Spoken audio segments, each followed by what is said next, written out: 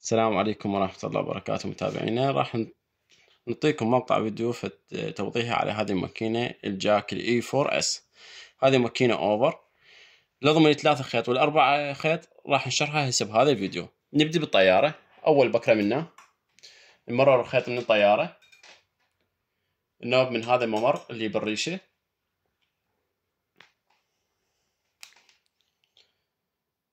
نبرم خيطين حتى يسهل عندنا عملية اللضم.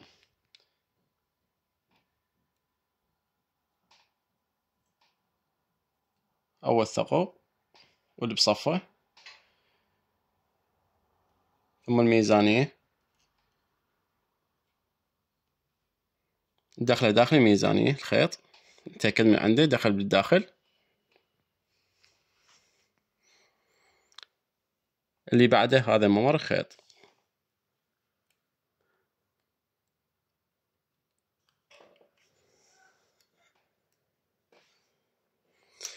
الباب. بالنسبة للباب شلون افتح الباب الامامي؟ اسحب الباب اقصى اليمين وقدمه اللي هو باتجاهي.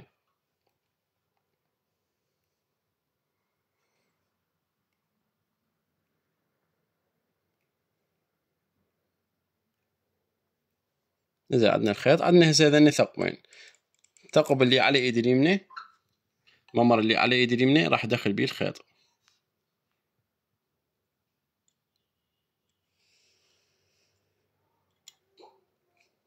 ثم بعد هذا الممر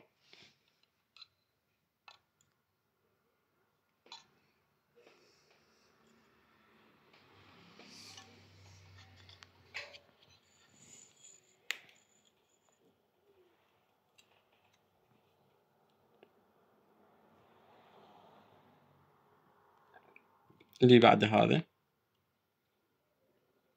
واللي بعد هذا.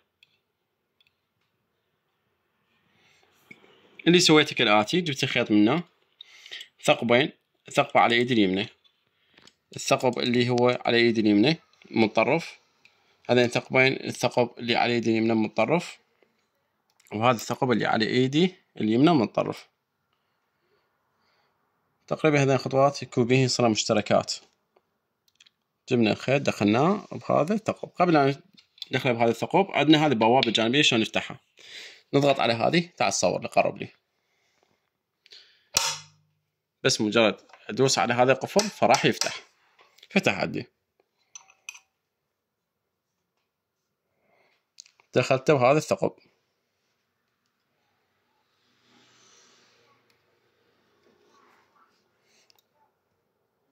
تعال منه، صور من هذا الاتجاه.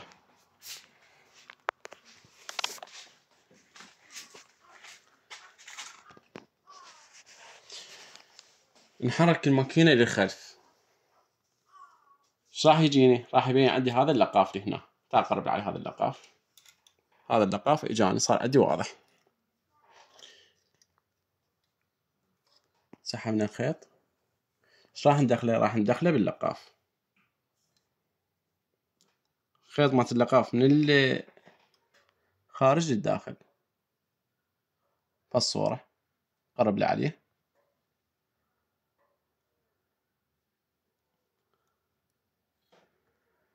من الخلف طلع عدل للأمام. هذا الخيط اللي تشوفوه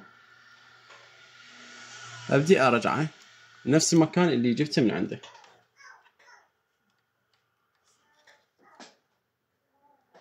سوي منه، سحبته، عبرته منه، سحبت الخيط منه. هسه راح نخليه قبل مباشرة على اللقاف اللي هاي آخر خطوة.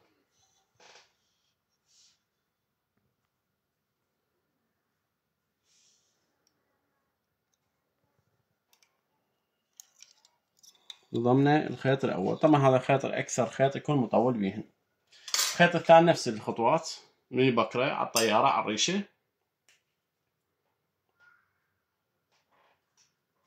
هذا الثقب اللي بعده،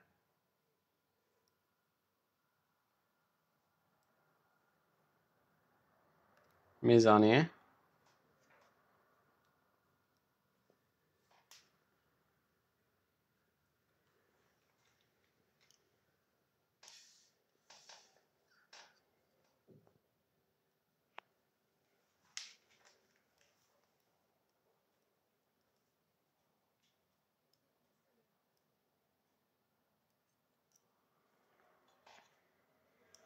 الثقب هذا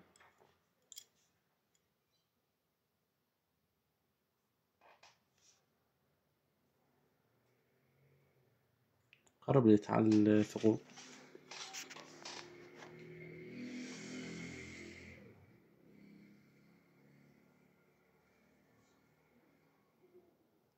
من هذا الثقب اللي بصفه مباشرة.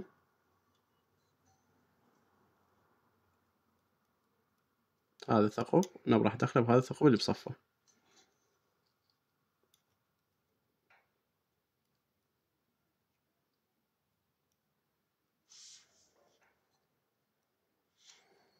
من هذا نب على هذا الثقب الداخل.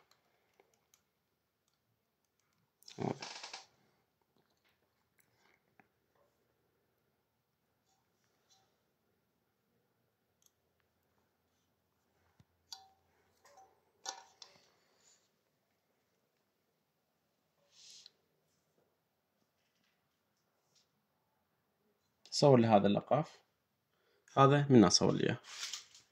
هذا اكو ثقب منه جانبي راح ادخل بيه الخيط، واضح عندك منه؟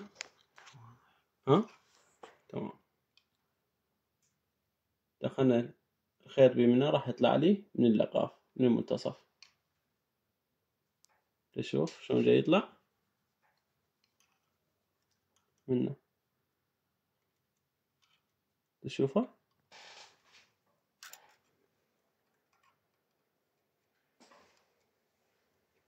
هذا راح ندخله بالثقب اللي من نفس اللقاف اللي هي آخر خطوة.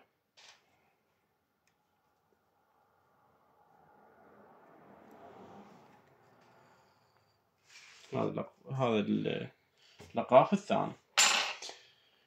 راح نبدأ على آخر شيء اللي هي الأوبرا.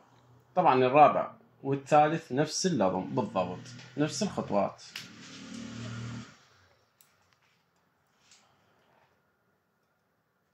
بس هذا احنا ضمن الثالث، راح نتوقف احنا على 3 لأن هو الرابع والثالث نفس اللضم.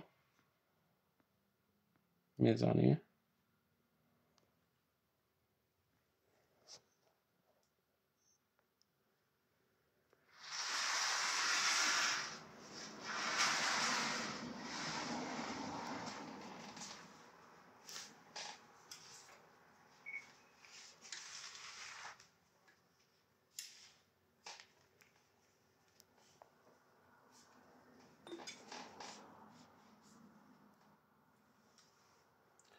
راح يدخل بهذا الثقب الأول.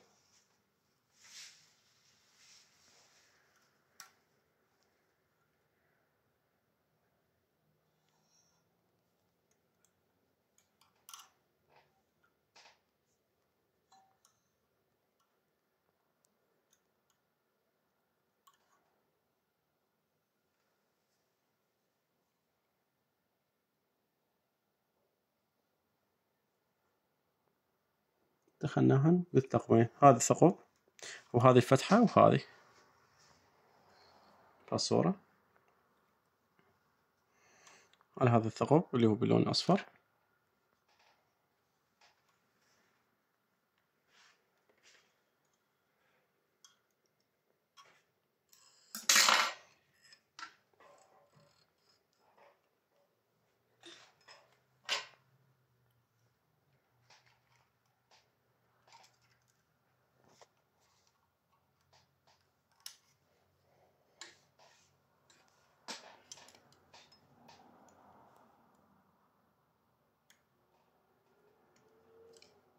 مباشرة على الأوبرا.